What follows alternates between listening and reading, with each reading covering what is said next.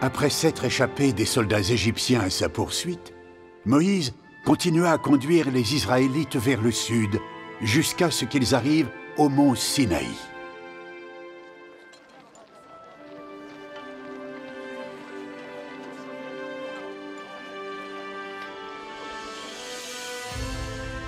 L'Éternel Dieu est descendu sur le mont Sinaï dans la gloire et a donné ses commandements aux Israélites par l'intermédiaire de Moïse.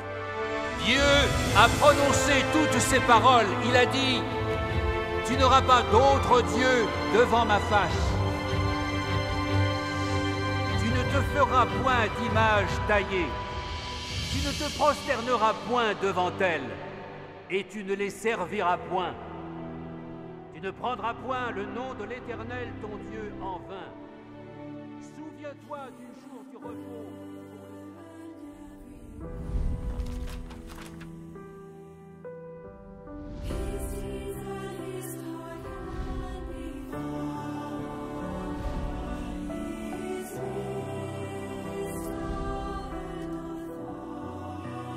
Après avoir conduit les Israélites hors d'Égypte, Dieu a donné des lois sous forme de commandements, d'enseignements, de prohibitions et de décrets.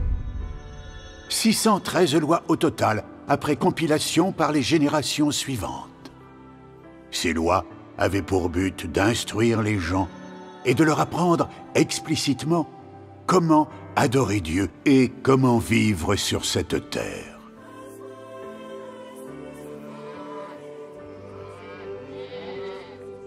Ces commandements et ces lois étaient les premières conditions détaillées pour guider l'humanité sur la façon de vivre, pour réglementer le comportement humain et mesurer les normes morales. Ils ont également constitué la première base et les premières directives pour déterminer la nature pécheresse des actions. Tu dois lui payer le double.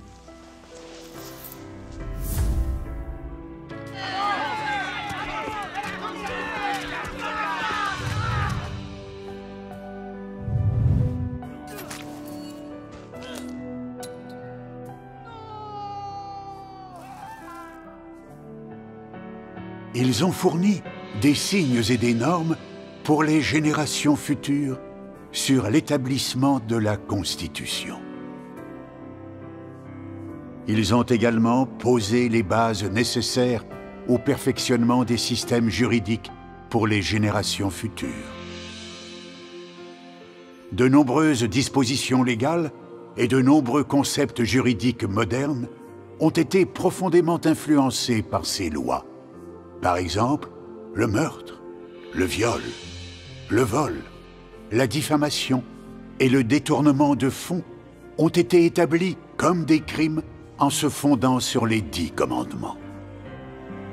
Les 10 commandements et les lois que l'Éternel Dieu a données aux Israélites n'ont pas seulement eu un impact profond sur le droit humain.